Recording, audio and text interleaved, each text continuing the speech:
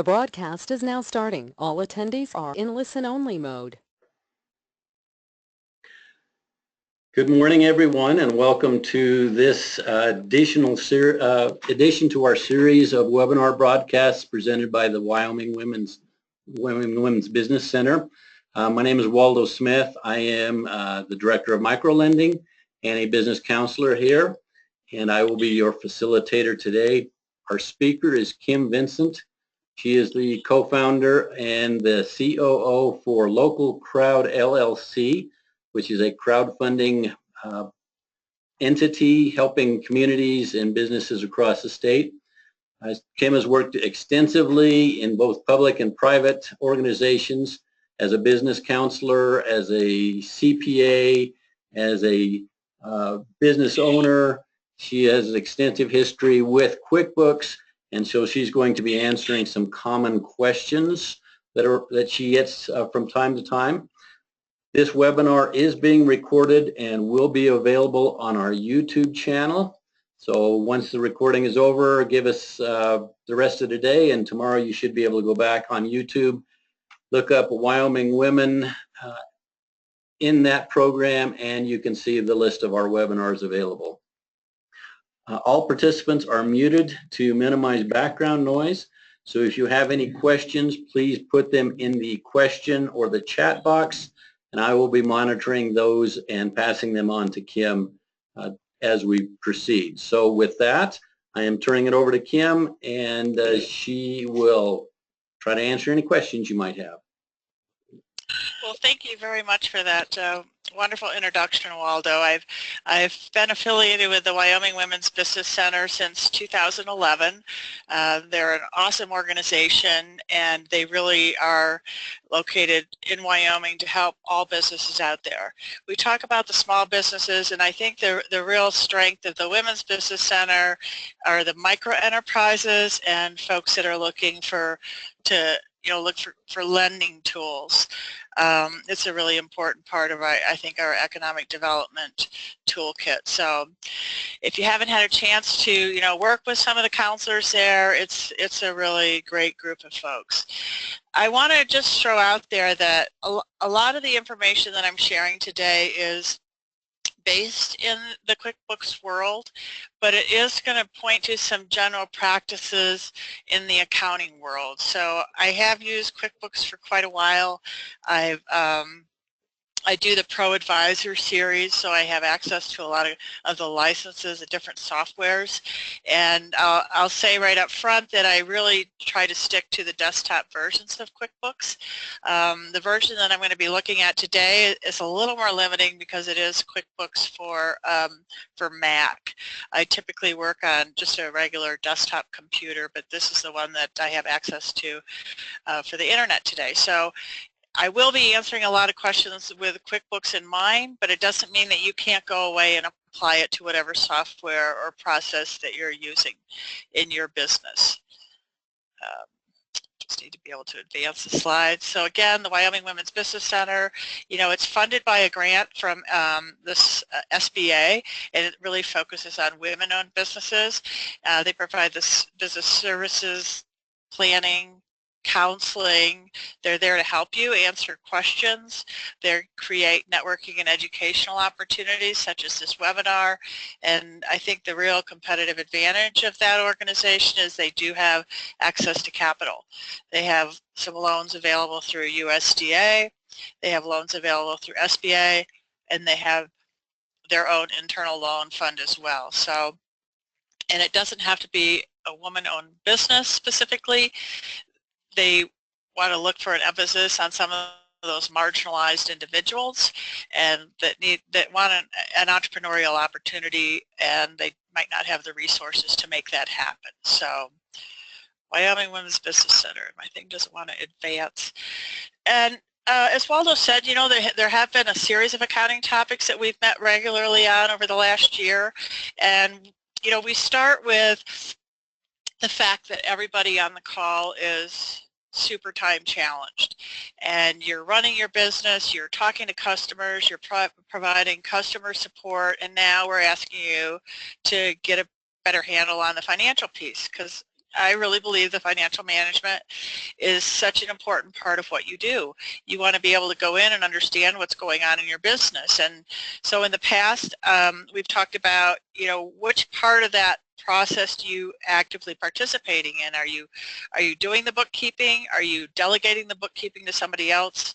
Are you doing the accounting and really looking at the financial reporting? Or are you doing the controlling? Some of you are doing all three of those things. I mean, realistically, how much can you do? Some folks on the call may have gotten to the point where they can delegate the bookkeeping and have somebody come in and help them with the entries. Sometimes that can be a nightmare for people, but other times it's a great solution to help you get to all the things you need to do.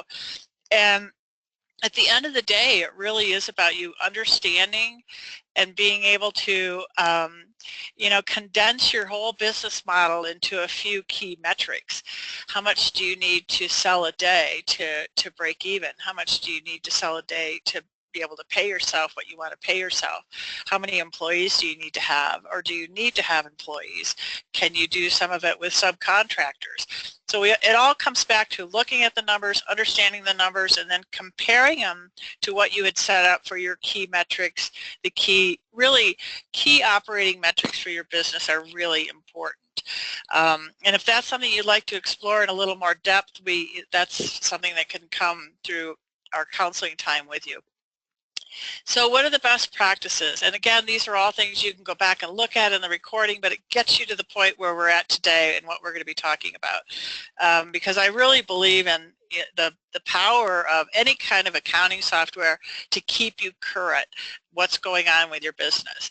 And what I see happening, and I've had all of these issues at one point in my professional career where you fall behind in the entries and things just keep stacking up and you avoid getting to those reconciliations.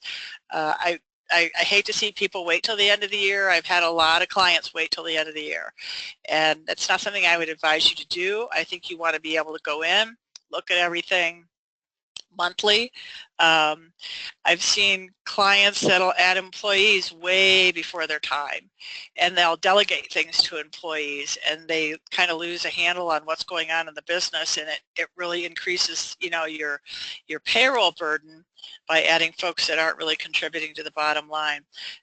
You've got to be making your payroll taxes on time, and if you're not using your accounting software to help you determine what those are, there's other tools that I'm going to share one with you today so that you know how much you need to be paying.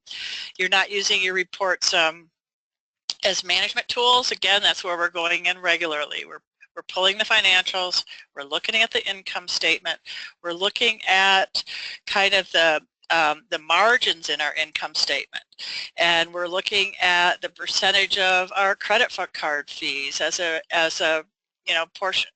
portion of our sales. We're looking at our payroll as a percentage of our sales. We're making those comparisons all the time, and we want to have real-time financial information. And hopefully you're working with a bank that requires that of you. If you have a loan and they want to see how your business is doing, they're going to be asking for those periodic financial statements. Sometimes we're doing a lot of cash payments out in the real world. We're taking stuff out of our personal wallet and buying stuff for the business, and we're not really sure how to record that in the business. I see that happening a lot, or we're not keeping the receipts. I encourage everybody to have an accountant as a team member to review your work. Everybody needs to have their work reviewed. I think that's an important consideration, so that maybe periodically you're meeting with an accountant, once or twice a year. You're definitely doing it at tax time, and they're kind of keeping you on the road to right, I guess. And we can't always think that technology is going to be the solution for us. Hopefully it's going to make our time more efficient in how we do it. Hopefully we're only entering a transaction one time. I think that should be the goal of however you do this. If you're putting it into a spreadsheet or you're putting it into accounting software, you don't want to have to go back and keep recreating and re-entering information. So I mean, I do have I'm involved in a business where we are doing transactions in a different software, and then we have to bring those transactions back into QuickBooks, and that is not something that so far we've been able to do electronically, so we are re-entering things, and I find that really annoying because I want to pick up that piece of paper one time and never have to look at it again. So people ask the question, I really want to invoice my customers. What are the best tools for doing this? How do I record income in my accounting software? Because there's some confusion about, am I supposed to do a sales receipt? What's the difference between a sales receipt and an invoice? So I'm going to keep jumping back and forth between QuickBooks. I have a QuickBooks file open in the background here, and try to answer some of these questions. So when people are thinking about entering their sales receipts, this is an acknowledgement that you received payment for the sale right then. It's a confirmation of a transaction that you sold an item, you took their payment, and you issue a sales receipt showing that they've already paid for it. When you have invoices, I can create an invoice. I can make a beautiful invoice in my software. In my accounting software, you can make invoices in Word, but this is going to show your customer that you provided a service and now you expect a payment within 30 days or 60 days or 10 days, whatever that amount is. And it's really nice to do invoicing and cash receipts through your accounting software because it can help you track your sales tax that's due. So it's automated for you when you do a cash sales receipt, or even if they're paying with credit card, it's just a sales receipt acknowledging that you have payment. Their invoices are one way to do it. Another way I've seen folks do it is they just go in and do a general journal entry for that day. So they have like a cash on hand account, and like my cash register. So I could go in and show a deposit into my cash register that was inclusive of my sales. It could be inclusive of my sales tax payable. I can break this out. I can break this one amount into a whole lot of components. So I should have more familiarity with this, but let's say that we can split this,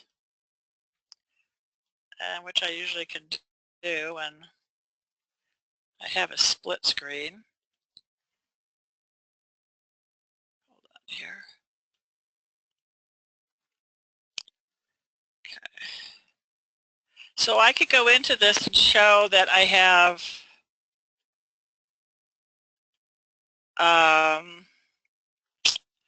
we don't want to show that. We're going to show a deposit of $500, and we're going to show sales. This whatever our rental, we have some rental income going on.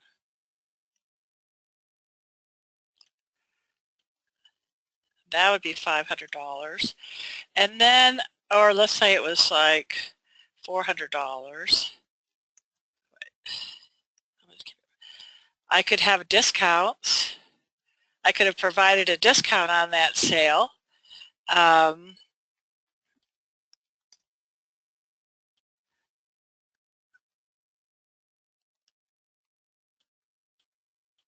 So the idea is that you can, I don't see a sales discount category. You can break out that one deposit to show all of the things that are associated with that $500 deposit. I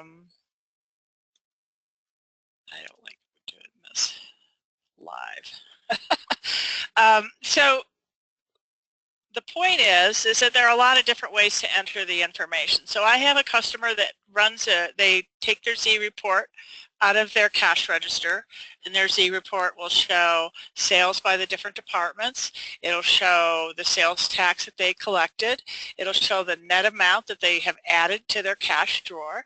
They put that in their cash drawer and they categorize it as sales and sales tax payable, and then they move the money from that drawer into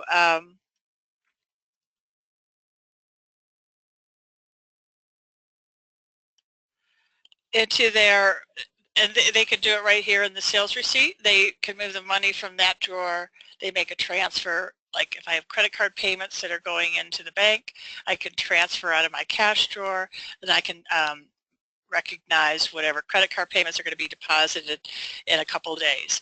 I may not make another deposit right away if I had an extra $150 coming in. Some of it comes in on credit cards, some of it comes in cash, so it's going to sit in my cash drawer for a little bit, and then the deposit's going to get recorded and moved into the banking account.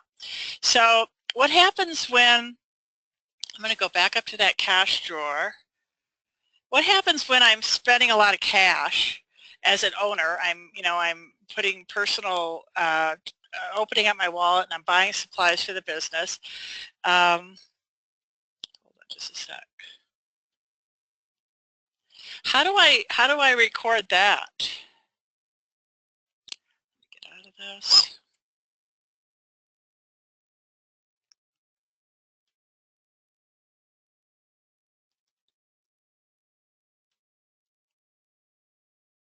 And I'm going to do it in my petty cash drawer. So like let's say that, and think about the petty cash drawer is you don't necessarily have a physical drawer on premises, but what we're going to do is we're going to spend some money. Like in this particular instance, we spent $150 and we really don't have money on hand, but what I'm going to do for the next transaction is show that as an owner, I've contributed, I've deposited $150 in there, and I'm going to show it as money that's going to be due to the owner. So it's going to be a wash. In this particular instance, the drawer had started out at $500, but I could be spending cash. I can be using my own money and then showing that because I want to be able to expense it for the business. So I show it as a payment out of my cash drawer, and then I show that payment that's due to the owner also in that cash drawer. So it's always going to be a washing out. In this instance, it's going to wash back to the actual drawer total. So let me bounce back into PowerPoint. So there again, that's how we're posting expenses that I'm making from my personal accounts. I'm showing as an expense to the business. I could do it as a general journal entry. I could do it as, showing it posted from my cash account and then showing a deposit into the cash account. And it's always going to be showing as money that the business owes me. A lot of folks are posting credit card payments and expenses on your personal card. And there's a lot of different ways to do this. We can go in and actually accrue those expenses in a credit card expense category if you want to. But typically for a cash-based business, the best thing for you to do is, write the check to the credit card company in your checking, in the business checking account. So let's say you did $600 in charges, $500 of it's personal. Go ahead and write the check for the $100 that's business related, write it from the business, and then just expense it out to whatever that expense category is. If it's supplies or rent or insurance, whatever it is, then you have the opportunity to create some detail for that transaction.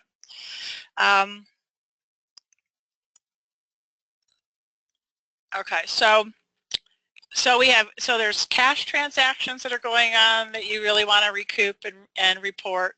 There's credit card transactions that are going on, and we're going to get and dig a little deeper into the credit card piece of it. But a lot of folks will come in and say, I do enter everything into QuickBooks, and I am going to write a payroll check, but I don't know how to accrue all of these other taxes. So we have, there's a nice little process you could go through. What I could just call it a payroll calculator, it's a spreadsheet, and you're just entering hours, and you're entering a rate, and you're looking at what the gross is, and then you figure out what you have to withhold from the employee, and then you figure out what you have to withhold from the employee for Social Security and Medicare. So this is the employee net. Now what some people try to do is they write the check for net. So I'm in my checking account and I'm writing $329.40, and I'm going to expense that. And that's not a very good, you don't want to expense the net, you really want to expense the gross. So what I like to do is, and I'm just assuming that you're following my screen as I go from window to window. So here's a form that you can look at that would actually help you calculate. This is all done outside of QuickBooks, and we're going to be able to go in and enter this check into QuickBooks, and we're going to be able to go in and enter our payroll liability into QuickBooks without ever having to pay for that payroll subscription. So here's my gross, because the gross wages are going to be a payroll expense that's totally deductible. We're not going to, we're going to accrue what we withheld from the employee's check, and then we have to, as an employer, we have to pay our portion of that, which is really matching the Social Security and Medicare. We're also going to accrue probably unemployment and workers' comp, so that we, as an owner, have a total expense, which we're going to add to the liability that we're withholding from the employee. And this, all we do is we can go in here, we can enter, you know, every week, it'll calculate all this for us. And then at the end of the quarter, we could actually look at what the totals for the quarter are, because we're going to be reporting this gross, and then we're going to be reporting what we have to pay for the federal withholding that was withheld from the employees. So this is a really nice little tool that'll get you where you want to go without paying for the QuickBooks payroll subscription. But then what I'm going to do is I just keep an ongoing copy of this. I can go back in and I got to close this window. I had it open at one point. We're going to write a check, and we're going to do it from the checking, and I'm just going to look at the previous. So here's the check that we wrote to Mark Smith. Again, this is coming right out of the spreadsheet. So I'm recognizing the gross wages, and I'm expensing it out to my payroll expenses. I am showing payroll liabilities, and this right here is just a really detailed category with a chart of accounts, so that gross wages is underneath my payroll expenses. That's why you see two lines there. Then I'm going to show, okay, I withheld some payroll liabilities from the employee, and I'm going to have to pay those down the road. And I also had some payroll liabilities that I, incurred as an employer right here, and then I'm going to add those to the payroll liabilities. So this check shows up at what I'm paying the employee at net, but I can put some other really great information in here about the payroll expenses and payroll liabilities, because then when I go to write my check and pay the payroll liabilities, I know exactly how much I owe. So here's where this is in an account where I've categorized that. Here's the $70.60 and there's the $47. And what a lot of people do is they write that payroll liability check and they don't expense it out to payroll liabilities. And so you have this growing total in your payroll liabilities category. You always want to be able to go in, and I think it's, I don't hesitate to just dive right into a register, whether it's a liability account or a bank account. You can look at all the transactions that are accruing and adding up, and then you can look at where your payments are being made and apply it against that account. So here's where, all of these things were being accrued and increased, and then I make a payment to the bank, or I make it a payment through EFTPS, and it reduces my payroll liability account. So you can do QuickBooks without a payroll subscription, especially if you're, you only have a couple of employees and you're writing checks. I think this little spreadsheet would help you, make those calculations and accrue things correctly. And there's the example of the check that we wrote to Mark Smith. What happens a lot of times is that when we go in and we calculate and submit to Wyoming Department of Employment, here are my wages by employee, and then it'll calculate what you owe for your unemployment insurance and workers' comp if you're paying both of those payroll taxes. And a lot of times it's going to be different. So we can create a total in our payroll liability that we think we owe, and then we could go back and tell the state of Wyoming, here's what we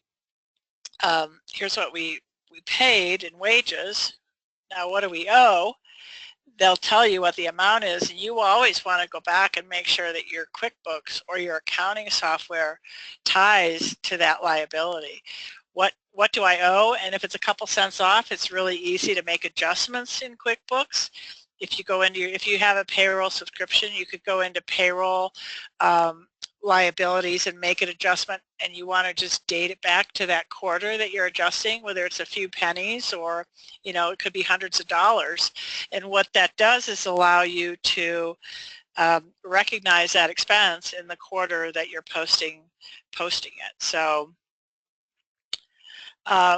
we get a lot of questions about payroll taxes, and especially if you're just, you're running a really small payroll, those are some things that we could help you with, kind of point you down the right road. But if you're running a big payroll, that's where you might want to have your accountant looking at some of your quarterly reports. So, talking about cash flow and daily operations, because I see a lot of businesses that struggle with this in terms of how they're recording how they're anticipating what their cash flow is going to be. And what I encourage them to do is have some kind of account like we talked about before. It might not be a cash register, it might not be a drawer, but it's going to be an account that really allows you to do some cash in, cash out type transactions and reporting those things correctly. And you always want to be able to tie back and look at these accounts and reconcile these accounts. So what I do is, let's say if I do have a cash register, and I always want to have $200 in my cash register. And at the end of the day, I've added some sales, I've added some transactions, and I'm going to now move some of that money to the bank. I always want to be able to tie back to some cash total. It shouldn't be willy-nilly. It should be a very specific amount. I always know that there's $200 in my drawer.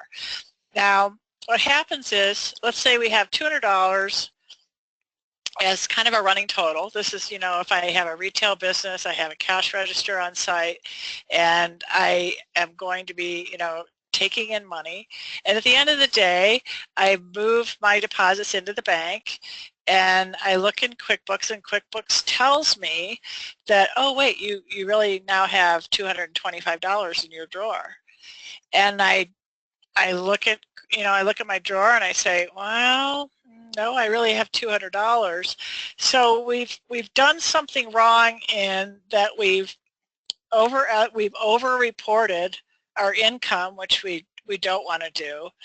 We've underreported our expenses, which we don't want to do, because it's showing we should have $25 extra than what we show. So always be looking to tie back to whatever your drawer is. Every day you want to be tying back to that drawer total as you move money out of the drawer into your bank accounts with your credit card transactions or with your cash and check deposits. You're always going to be coming back to a total. So don't lose sight of that. I think it's a really important part of it. Credit and daily operations, I think a lot of people, what I see is that, they'll make a credit card transaction, and they'll, some folks do a really good job at this, but what happens is they'll pay off the credit card, and then you start seeing this category in their income statement that says credit card expense. And so it's just the payments that they're making on the card, they're expensing out at the time. I think you really want to record more detail than just the payment that you're making as a credit card expense. You want to record if you are carrying a balance. Of course, we don't encourage folks to carry balance because sometimes that's a reality. Then you want to be able to open your QuickBooks account and always tie the balance in your QuickBooks account to the balance that your credit card statement says. You always want to look for that third-party verification of what those are. So you could be entering, let me see, I think this is the one right here, how they just accrue all of their credit card charges, and then at the end of the month they pay it off, and all it is a transaction out of checking. So whenever the charges appear, and this is pretty tedious, I mean this requires a lot of time to enter these, but I think it's well worth it because we're always going to be looking at our credit card statement and saying at the end of November, does my credit card show that I really owe $436.80? And if not, what happened? Well, I might have missed some finance charges. I might have missed a purchase.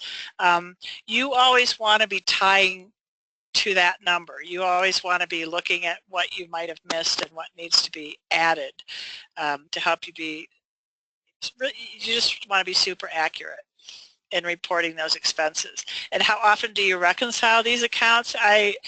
I really believe you need to be looking at them every month if you get a credit card statement, if you're using your cards a lot. So what about the credit cards? I have a personal credit card and I'm doing a mix of personal and business purchases. How do I account for that? And again, that's where you really want to show the payment either to you for the credit card, or the business pays that portion of the credit card that's a business expense, and then provide the breakdown of what the expenses were. But you need to be recording it. Don't necessarily, I mean, some folks will just pay themselves back the full amount, but I really like to see the detail coming through through the credit card payment. And again, you're looking at this monthly. You really are. Every time you get a statement, like let's say that you bought a computer and you bought it on credit. You know, you went to Best Buy, bought a computer. Well, you want to show that for this business. You want to go in and show that transaction let me go see if I can get to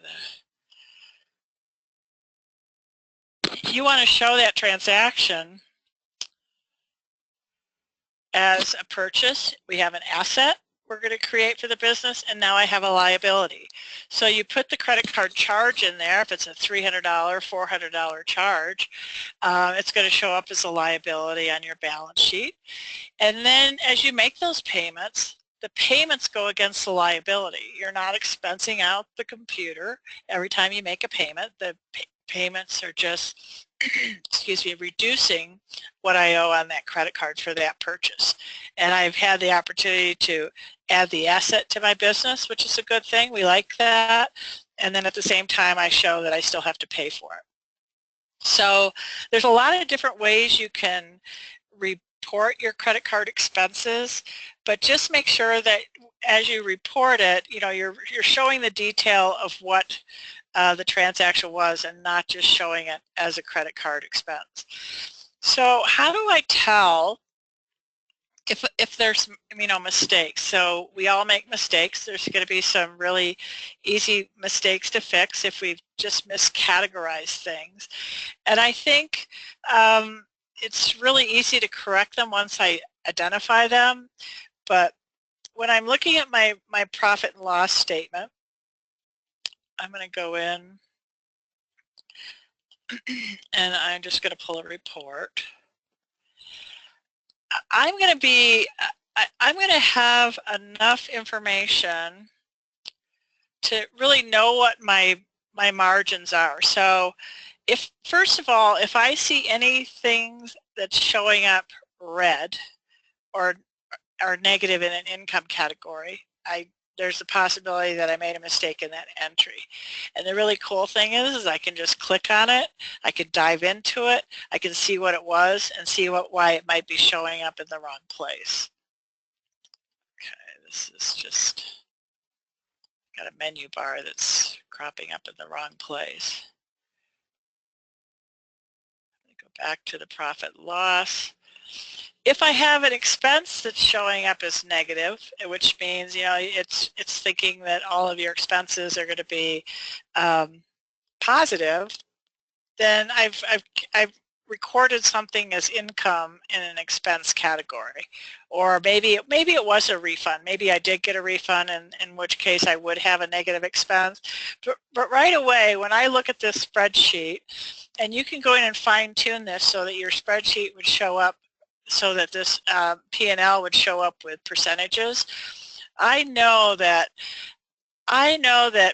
like this one right here, maybe 40% of my sales go out in cost of goods sold, and on average right here, so I can look at this and say, oh, I'm feeling pretty good about that. I think that in $50,000 worth of income, I think it's going to cost me about $20,000 to generate that in my cost of goods sold side. So I'm always going to be trying to move this menu bar. The one way that I really like to look at this is go up to I like to look at it collapse, but I don't see that option here where I lose some of the detail. I'm just going to be looking at each category, and you need to be in tune with what's going on in your business so that you know, yeah, yep, that's right, I paid my accountant $250 last month, and I know what was that building repair? So you just double click and you could dive into it and see what what's included in that information. So there are 2 payments here. Okay, so I think this will be the last time I use this computer for. So I think that yes, you will make mistakes. They're easy to correct. Sometimes they can be a little more challenging depending on how you categorize the transaction. When you're doing things like customer invoices, that means that you need to record a customer payment when you receive the money for it and not record it as income at the time of the deposit.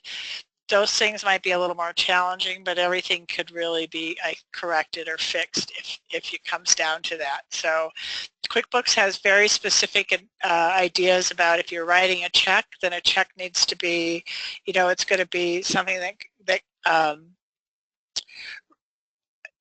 check is going to be an expense category, so you can't put income. It won't allow you to do a negative check.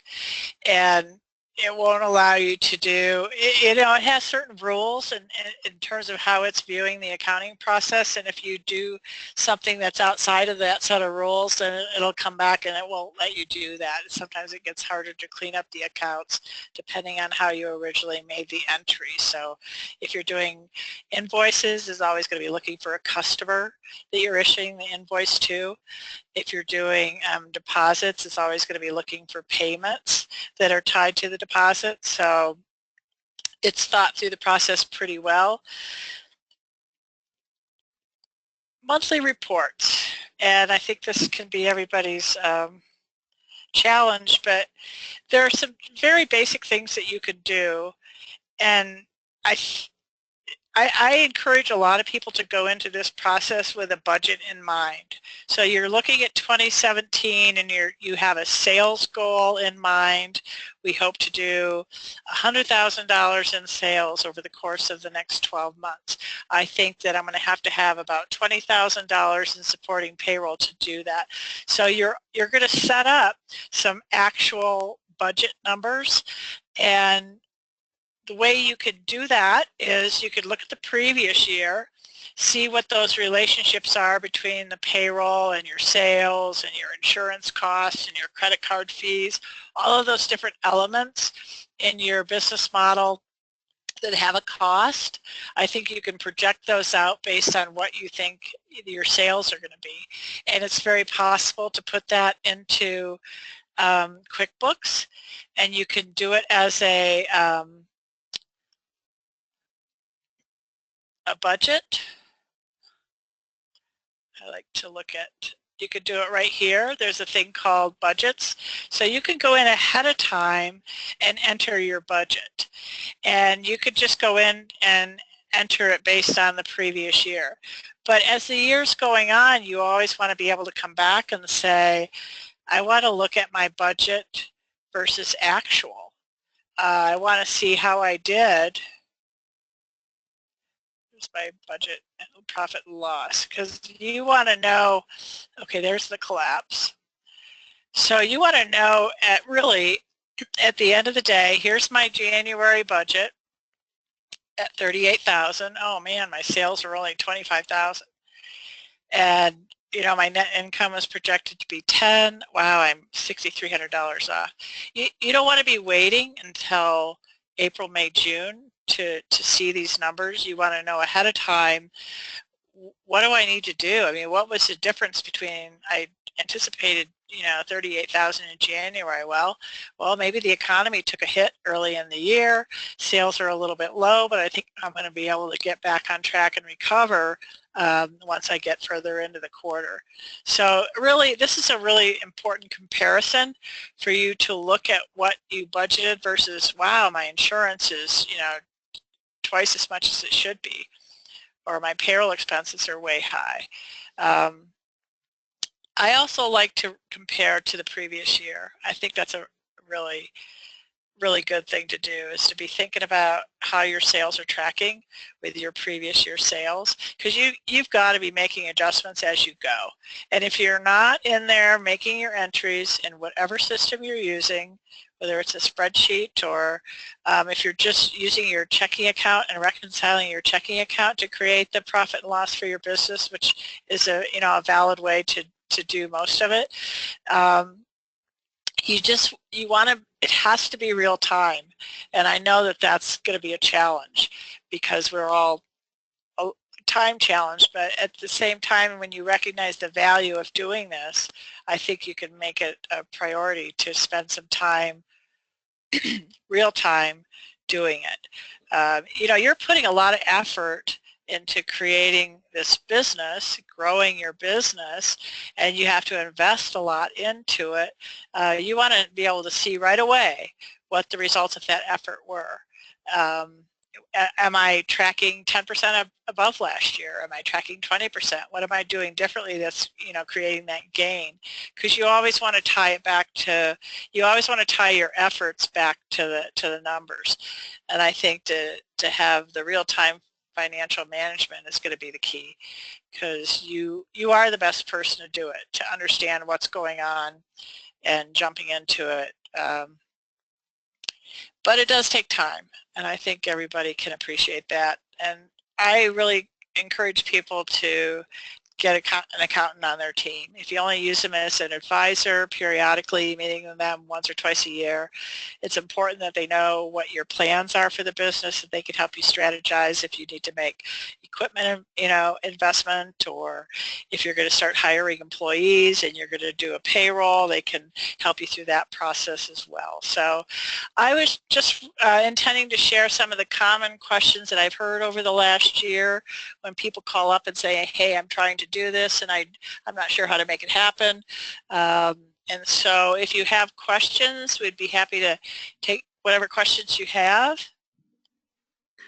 Yes. Waldo's going to have to.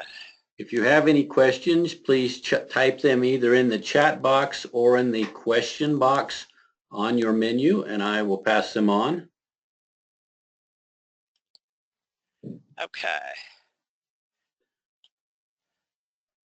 While we're waiting for that, I want to remind everyone that our next webinar will be Monday, June 12th at noon. And Kim and I were talking earlier, we would like to make that a little bit more interactive. So if you have specific questions about QuickBooks that didn't get answered today that you would like an answer to, you could submit them to us by email or phone them in to us, and I will take them down and then pass them on to Kim in advance so that she can prepare a detailed answer for them, and we can anonymously answer specific questions that you might have. One other thing I'd like to add to that is that the way that I work with a lot of clients is just like this, where we log into a GoToMeeting, we share a screen, I can look at your QuickBooks, I can, you'll answer your specific question, and we can navigate through what the questions are and what the best way for you to approach that transaction is in recording it. So lots of opportunities for us to meet one-on-one, and it's really hard when you talk through something like this and you're showing, because you might not have the same version of QuickBooks. You might be looking at it. A lot of people are using like QuickBooks Essentials. It has a completely different look than the desktop, and you navigate it a lot differently. And so I'm happy to just look at whatever you have, whatever version you have, and we can go from there and share a screen and answer. I can get you started. If something that I said didn't make sense, because so much of this is visual and experiential, where you got to get in there and do it. And if I'm using a language that you don't understand, that's something that I can help you with too, in terms of transactions and debits and credits and financial statements. We really want you to understand what you need to do to be successful at your business, while being able to do this piece of it. Yeah. Yes, I will share the spreadsheet. I will email it to Waldo, and he can pass it on to the attendees. All right, yeah, that was a question Leslie had about the payroll spreadsheet. So if you would like that, email me at wsmith34@uwyo.edu, and I will be sure and pass that on from Kim to you. I'll do that right after this call. Any other questions?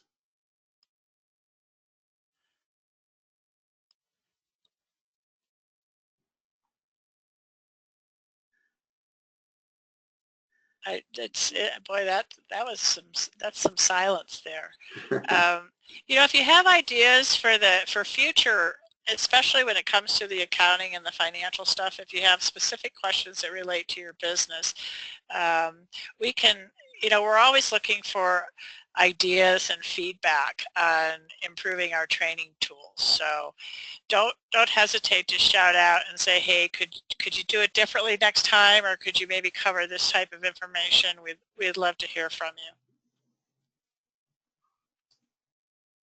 All right, I want to thank Kim again for her time this morning or today, sharing this information. We are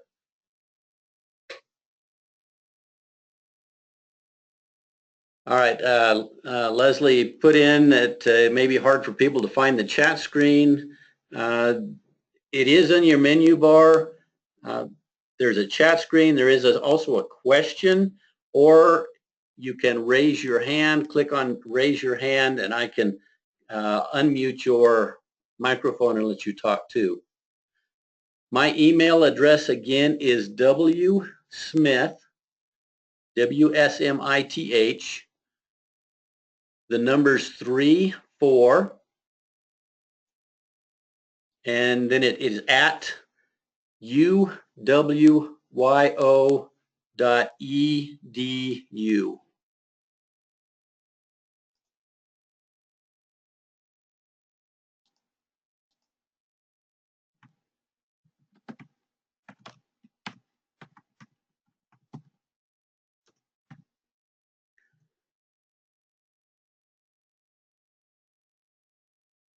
Seeing no other questions, again, I want to thank Kim for her time today. I thank you all for joining us. We will be posting this recording onto the YouTube channel. so you'll be able to review it and re-listen to it at your convenience. We will have another question and answer session like this June 12th at noon. That is a Monday. And we would like questions to be submitted in advance. So if you have anything specific that wasn't covered or something comes up between now and then, please feel free to email them to me. I will pass them on to Kim and we will try to answer those during our next webinar. Please remember to fill out the survey as you leave the program today. That helps us in customizing and preparing future webinars. And with that, we're going to sign off. So thank you for all who attended. Have a great day. We'll see you next month.